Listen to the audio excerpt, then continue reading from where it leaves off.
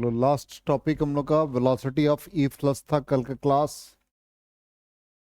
इसमें एक बार आप देख लो क्या क्या हम लोगों ने कल के प्रीवियस क्लास में फाइंड किया था वेलोसिटी ऑफ ई फ्लक्स। और फिर हमने कहा था ये रेंज भी हम लोगों को निकालना है, हॉरिजॉन्टल डिस्टेंस कितना कवर करेगा यदि ऑरिफिस में होल कर दिया जाए, और ये वाटर जो भी फ्लूइड है ये कितना हॉरिजॉन्टल डिस्टेंस कवर करता है। ठीक है, तो यहां हम लोगों ने टाइम निकाला था। टाइम निकालने का ये तो फॉर्मूला समझ में आ गया था, वेलोसिटी √2gh कल की क्लास में। टाइम भी निकालने समझ में आ गया था। अब हॉरिजॉन्टल डिस्टेंस बताया था कैसे निकालते हैं, बोलो हॉरिजॉन्टल डिस्टेंस कैसे निकालेंगे। रौनक जल्दी बताओ, हॉरिजॉन्टल डिस्टेंस x फाइंड करना है तो हमने ये फॉर्मूला यूज किया था, Sx is equal to ut plus half AT²। तो Sx की जगह x आ गया, ux मतलब हॉरिजॉन्टल डायरेक्शन में जो वेलोसिटी है वही v है, और वही √2gh है। √2gh हो गया, और टाइम पीरियड हम लोगों ने √2h minus h by g find किया था। g और g कैंसिल हो गए, तो रूट के अंदर में ये 4 हो गया, ये h into H minus h² हो गया। यही कल के क्लास में फाइंड किया था। अब कहता है कि मान लो सिंपली एक कंटेनर ऐसे है, अब कहां पर इसमें होल करें जिससे कि ये जो सारा लिक्विड है या लिक्विड इससे बाहर निकल जाए, जो इससे मैक्सिमम रेंज कितना होगा। एक्स का मैक्सिमम मतलब हॉरिजॉन्टल डायरेक्शन में कितना वाटर मॉलिक्यूल उससे निकल के सरफेस पे आ जाएगा। यहां यदि होल कर दिया एक पर्टिकुलर पॉइंट पर, तो इससे वाटर मॉलिक्यूल निकलेगा, और वो जो वाटर मॉलिक्यूल वाटर लेयर या जो लिक्विड निकल रहा है वो कितना हॉरिजॉन्टल डिस्टेंस कवर करेगा, ये निकालना है। तो वो हॉरिजॉन्टल डिस्टेंस ही हम लोगों को फाइंड करना है।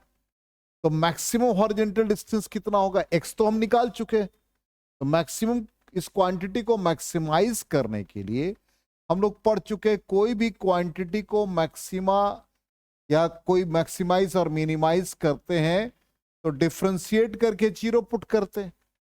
तो यहां पर x को डिफरेंशिएट करना किसके रिस्पेक्ट में, x को डिफरेंशिएट करना किसके रिस्पेक्ट में, h के रिस्पेक्ट में। इसका मतलब ये dx बाई dh, और डिफरेंशिएट करके क्या करेंगे, जीरो पुट कर देंगे। अब इसके पावर से कोई मतलब नहीं, क्योंकि राइट हैंड साइड में इसके साथ कोई मल्टीप्लिकेटिव फैक्टर नहीं है, इसलिए विदाउट पावर हम लोग डिफरेंशिएट करते। तो ये 4 वेरिएबल कौन है, स्मॉल h, तो कैपिटल H क्या हो गया, कांस्टेंट। स्मॉल h का डिफरेंशिएशन 1, h² का डिफरेंशिएशन क्या हो गया 2h is equal to 0, h minus 2h is equal to 0। तो h इज इक्वल टू क्या बन गया, h/2। इसका मतलब जितना कंटेनर का हाइट है उतना तक यदि लिक्विड है तो हाफ यदि कर देंगे हाफ पॉइंट पर, या half of the container height, या मतलब यहां सिंपली यदि इसका हाइट h है तो ये h/2 पर होल कर देंगे तो मैक्सिमम रेंज कवर करेगा। अब ये मैक्सिमम रेंज का वैल्यू कितना होगा, ये तो पता चलेगा क्या x मैक्सिमा हो गया। अब मैक्सिमम रेंज निकालने के लिए फॉर्मूला क्या है, ये है। तो x का मैक्सिमम वैल्यू बताओ कितना हो गया, वैल्यू पुट कर दो, √4, स्मॉल h का वैल्यू कितना आ गया h/2 इंटू, एक मिनट यहां पर मल्टीप्लीकेशन में आ जाएगा capital H minus h² by, देखो कितना आ रहा है, h की जगह पर h² बाई 4, क्या आ गया ये √, 4 H square by 2 minus H square by 4 कितना आ जाएगा? H square by 4। 4 4 कैंसिल हो गया, क्या आ गया? एच। इसका मतलब कंटेनर को खाली करना है तो क्या करेंगे? टॉप से हाफ हाइट पर होल कर देंगे।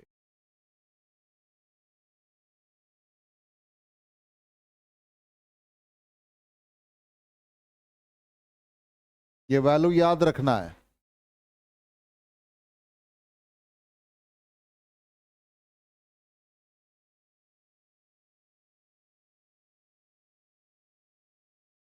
हो गया?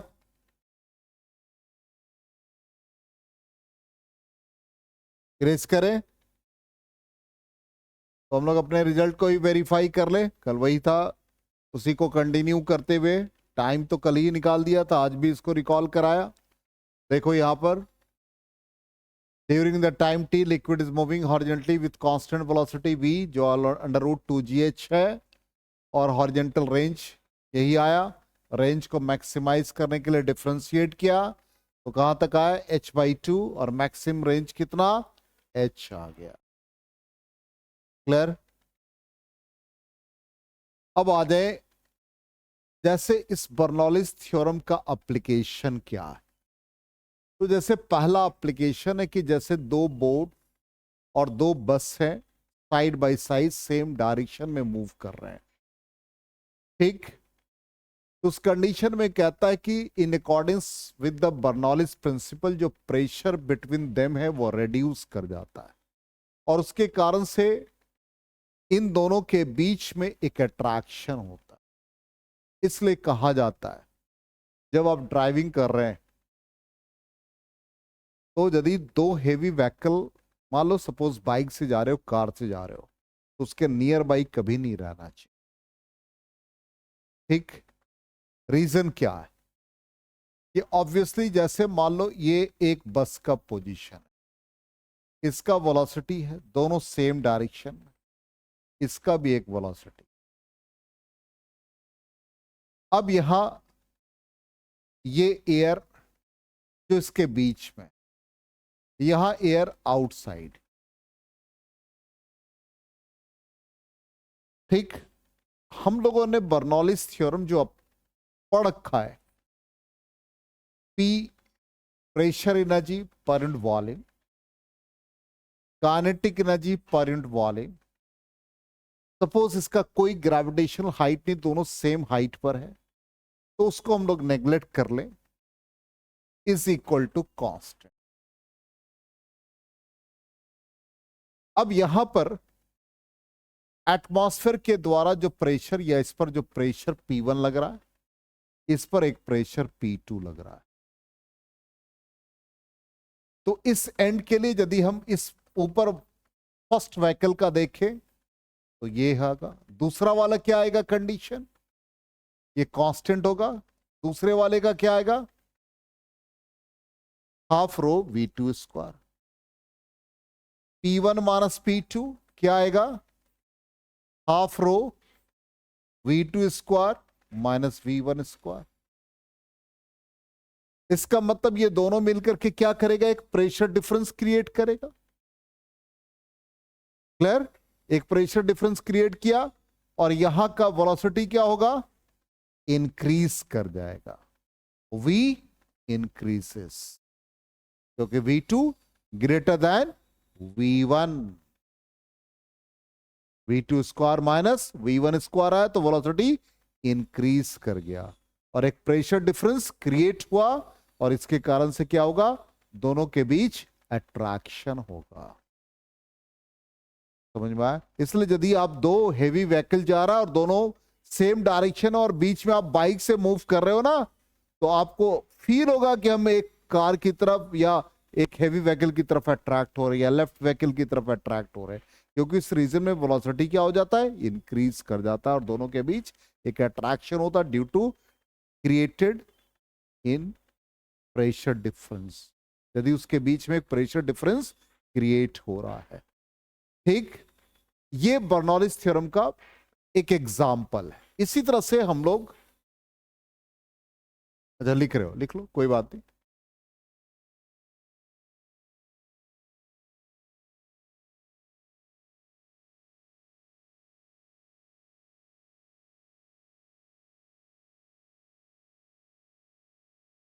हो गया। अब दूसरा एग्जाम्पल देखते हैं।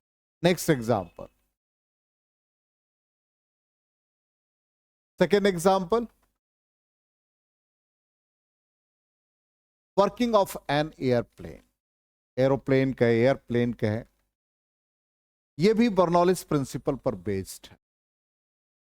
जो विंग्स के शेप है, कहता है कि जो एयर पास कर रहा है, जैसे मान लो कि हम एक सिंपली एयरप्लेन को ऐसे शेप पे दिखा रहे हैं।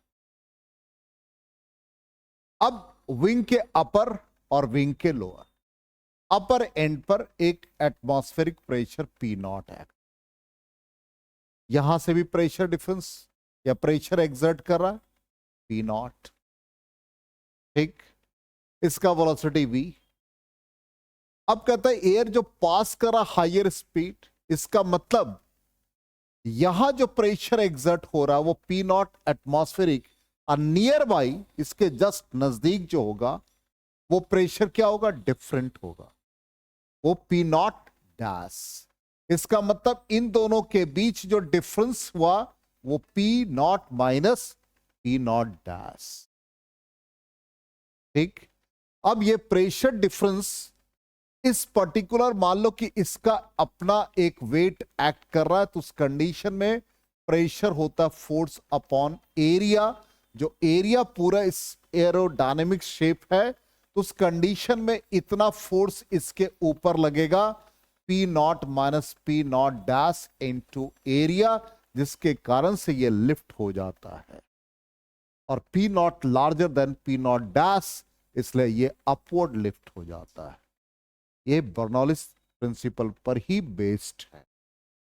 तो देखिए क्या लिखा है, due to the specific shape of the wings the airplane runs, air passes at higher speed over it as compare to lower surface. The difference of air speeds above and below the wings in accordance with Bernoulli's principle creates a pressure difference।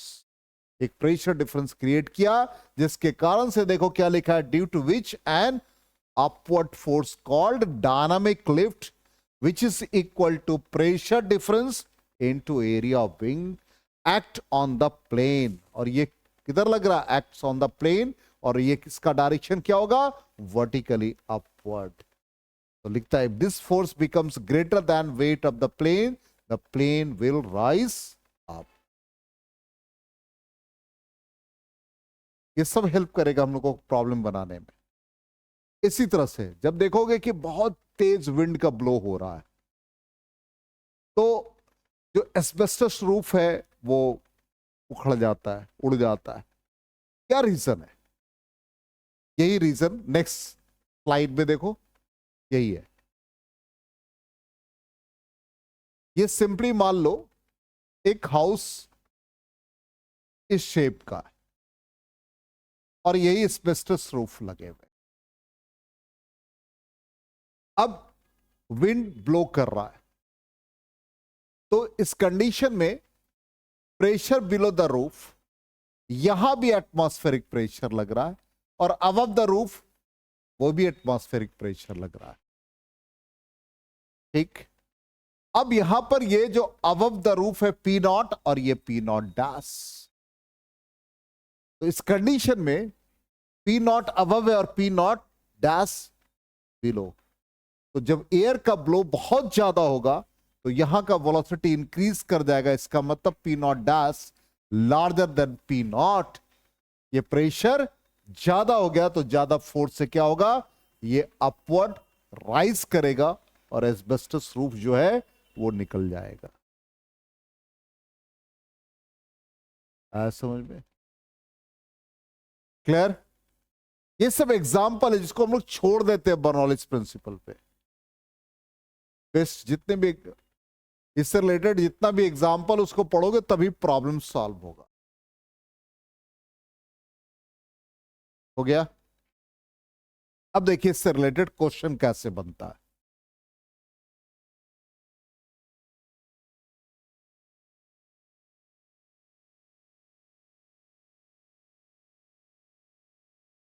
बाद में घर बना लेना। चलो अब देखो, कहता air of density 1 point, एकदम स्लोली क्वेश्चन बनाते, कोई बात नहीं, मतलब जिससे सारा कॉन्सेप्ट हमारा क्लियर हो। Air of density 1.3 kg per meter cube blows horizontally with a speed of 108 km per hour. A house has a plain roof of area दे रखा। The magnitude of air dynamic lift on the roof, roof पर कितना air dynamic magnitude मतलब lift मतलब force हमको find करना है। तो air का डेंसिटी दे रखा है और वो एयर जो ब्लो कर रहा है उसका स्पीड दे रखा है, रूफ का एरिया दे रखा है, तो एयर डायनेमिक लिफ्ट कितना बनेगा। अभी देखो क्या बताया, pressure difference is equal to force upon area. तो एयर डायनेमिक लिफ्ट का मतलब force exerted on the roof, तो force exerted on the roof क्या आ गया, pressure difference into area.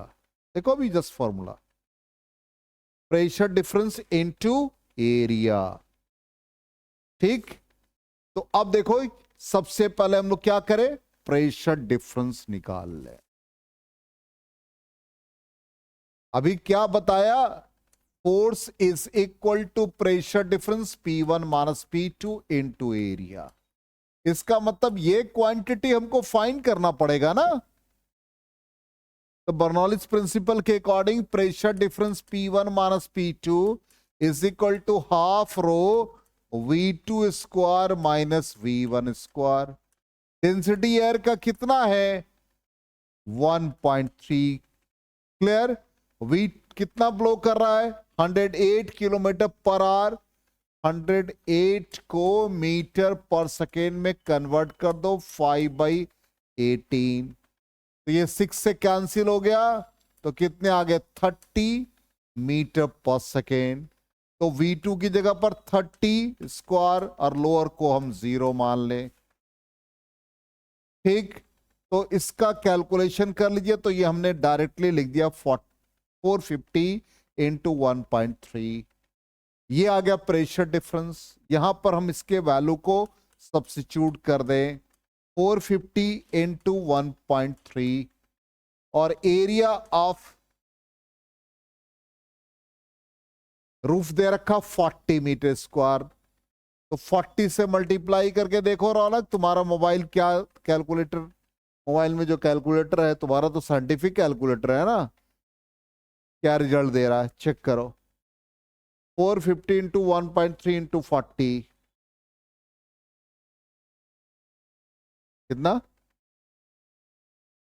3000 23,400। Decimal यहां से लेके आ जाओ 1 2 3 4, क्या बन गया लेफ्ट साइड आने पर पॉजिटिव, इंटू 10⁴ न्यूटन, बिल्कुल सही है।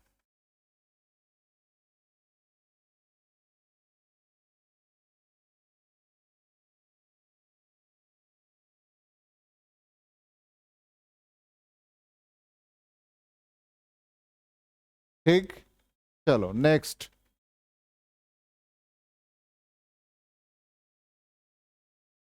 अब कहते हैं the pressure that will be built up by a compressor in a paint gun. Paint करने वाला देखा ना, हाँ। When a stream of liquid paint flows out with a velocity of 25 meter per second. Density of paint दे रखा है, एक minute क्या कहता है, हाँ डेंसिटी ऑफ पेंट गिवन है, तो हम लोगों को प्रेशर फाइंड करना है कि कितना प्रेशर बिल्डअप हो रहा है बाई ये कंप्रेशर। तो उसमें कंप्रेस नहीं देखा है, जैसे वो प्रेशर पंप रहता है जो जिससे कि पेंट बाहर निकलते हैं, तो एक पुश करने वाला रहता है पिस्टन टाइप का, उसको कंप्रेस करते हैं तो लिक्विड बाहर निकलता है।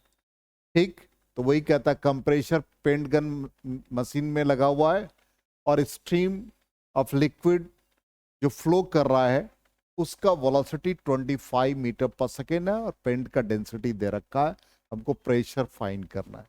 तो सिंपल प्रेशर एनर्जी क्या वैल्यू था, sum of pressure energy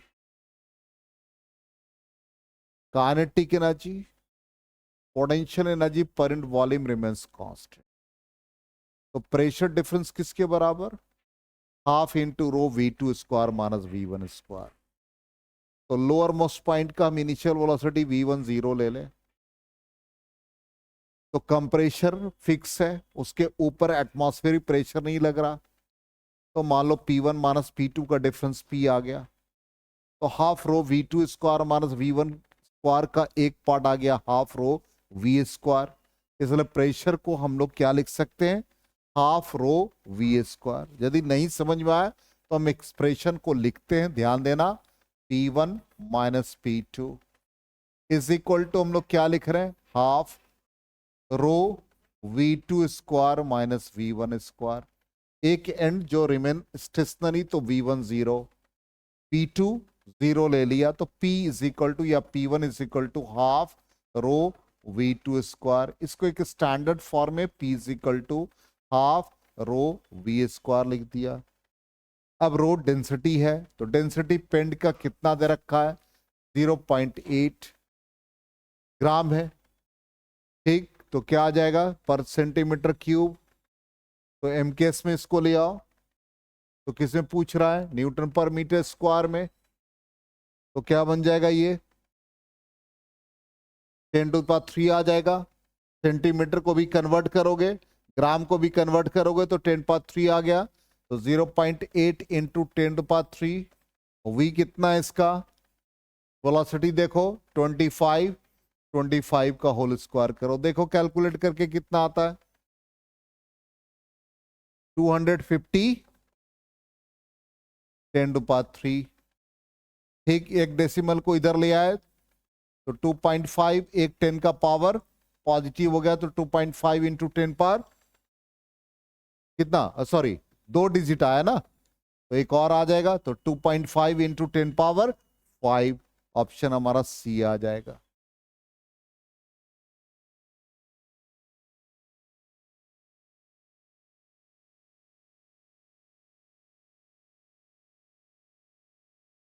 clear? आगे बढ़े।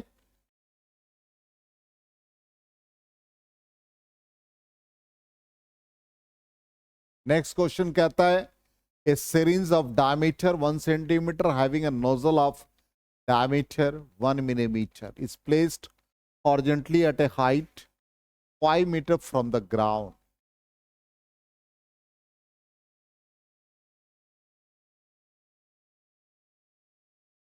ये एक सिरिंज जिसमें एक पिस्टन लगा हुआ है और ये आगे एक निडल का शेप है, और यहां एक पिस्टन जिससे इसको मूव कराते हैं, और इसके अंदर ये लिक्विड। इसका हाइट यहां से ग्राउंड से कितना दे रखा है? 5 मीटर। ठीक, ये समझ लो एक रफ डायग्राम। तो सिरिंज ऑफ डायमीटर 1 सेंटीमीटर, तो ऑब्वियसली इसका रेडियस हम पहले निकाल लें। तो रेडियस कितना आ गया? 0.5 सेंटीमीटर 10⁻²। जो नोजल है उसके डायमीटर 1 मिलीमीटर, इसका भी हम रेडियस निकाल लें, तो 0.5 मिलीमीटर 10⁻³ कहता है placed horizontally at a height 5 metre दे रखा है। An incompressible non viscous liquid इसके अंदर है। लिक्विड को कंप्रेस करें, जैसे ये पिस्टन को मूव करेंगे कंप्रेस होगा लिक्विड इसके अंदर। ठीक, जब कंप्रेस होगा तो इस पिस्टन का मोमेंट होगा, और इस पिस्टन का जो मोमेंट हो रहा है उसका वेलोसिटी 0.5 मीटर पर सेकेंड दे रहा। तो horizontal distance travel by the liquid jet. Horizontal जो इससे लिक्विड निकलेगा ये कितना हॉरिजॉन्टल डिस्टेंस कवर करेगा, ये हमको फाइंड करना। तो इसका मतलब यहां का हमको वेलोसिटी चाहिए, तो हॉरिजॉन्टल प्रोजेक्टाइल का केस बन जाएगा यहां पर। तो अभी जस्ट हम लोगों ने निकाला x is equal to velocity into time. ये वेलोसिटी मिल जाओ, टाइम क्या होता है? √2h/g। ये v निकाल जाएगा, और √2 हाइट कितना है भाई? 5 मीटर, तो ये 5 आ जाएगा, और g यहाँ 10। तो ये तो कैंसिल हो गया। इसका मतलब हॉरिजॉन्टल डिस्टेंस किसके बराबर? v के बराबर आएगा। अब वो v का वैल्यू निकालना पड़ेगा। तो इक्वेशन ऑफ कंटिन्यूटी यूज कर लें डायरेक्टली। यहां का एरिया ऑफ क्रॉस सेक्शन, तो यहां का A1 V1, इससे जो बाहर निकल रहे हैं ये A2 V2, लिक्विड जो बाहर निकल रहा है। तो इक्वेशन ऑफ कंटिन्यूटी क्या कहता है, A1 V1 is equal to A2 V2। ठीक, अब यहां का एरिया ऑफ क्रॉस सेक्शन पाई कितना दे रखा भाई, सिरिंज का रेडियस 0.5 और ये 10⁻⁻² का होल स्क्वायर बन गया। ये बन गया area, pi r square use किया इनटू वेलोसिटी 0.5। अब आ जाए नोजल का क्या है, रेडियस, तो नोजल का एरिया पाई आर स्क्वायर, तो 0.5 इंटू 10⁻³ का whole square into velocity v2 कर दो। इससे v2 निकालो, देखो कितना आता v2 सॉल्व करके, और वही v2 यहां पर आ जाएगा। ये v2 बन गया, ये v2 बन गया, ये v2, ये v2, ये v2। जो v2 का वैल्यू होगा वही हमारा आंसर आ जाएगा।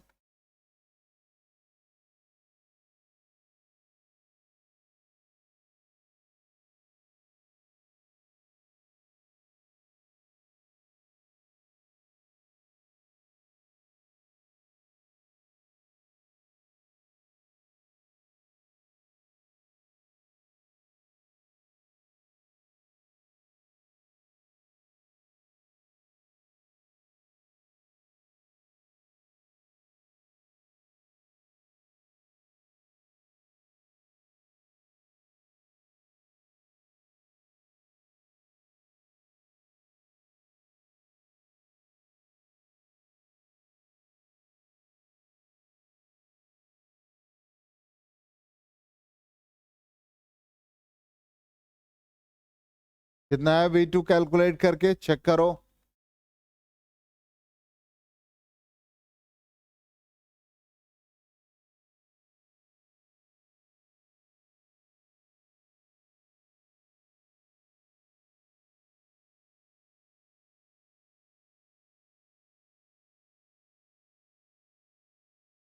फिफ्टी मीटर पर सेकेंड बिल्कुल सही है, तो 50 मीटर पर सेकेंड ही आ रहा आंसर इसका।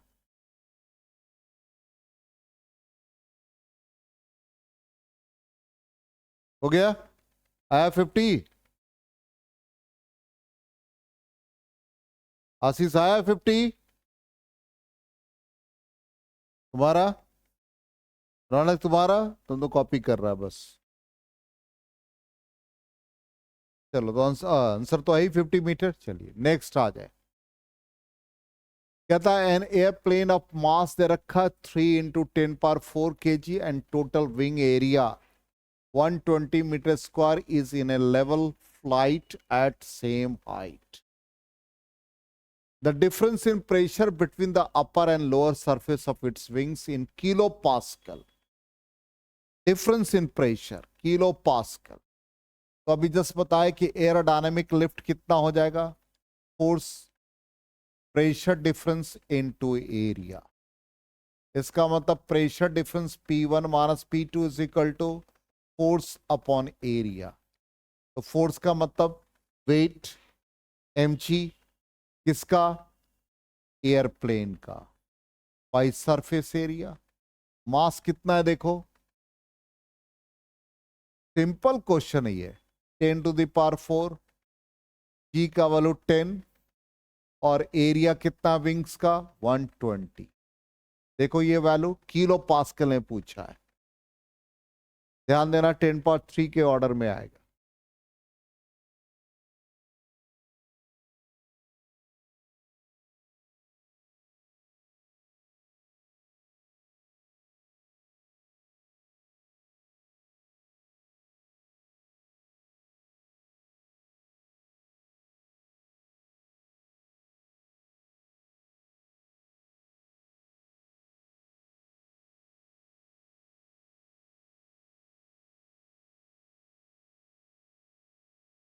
सिंपल, ये कैंसिल हो गया जी, ये 0 0 कैंसिल हो गया, ये 4 हो गया, तो ये 10/4 इंटू 10⁻³ बना लें इसको, तो 2.5 इंटू 10⁻³, इसका मतलब ये 2.5 किलो पास्कल हो गया। क्योंकि 10⁻³ किलो बन गया, तो 2.5 इंटू 10⁻³ पास्कल हुआ, और किलो तो 10⁻³ उसके साथ मल्टीप्लाई हो गया। आ गया समझ में? तो बर्नौलिस प्रिंसिपल वाला पार्ट कंप्लीट हो गया, इससे रिलेटेड प्रॉब्लम भी खत्म हो गया। तो ये पूरा हमारा फ्लूइड मैकेनिक्स का विस्कोसिटी वाला पार्ट कंप्लीट हो। तो सिर्फ बचा सरफेस टेंशन, इसका हाफ पोर्शन है 2 क्लास में सरफेस टेंशन। अब बहुत छोटा छोटा चैप्टर है, अब ज्यादा टाइम नहीं लगेगा, ठीक है। चलिए आज की क्लास में इतना ही हम लोग करते हैं।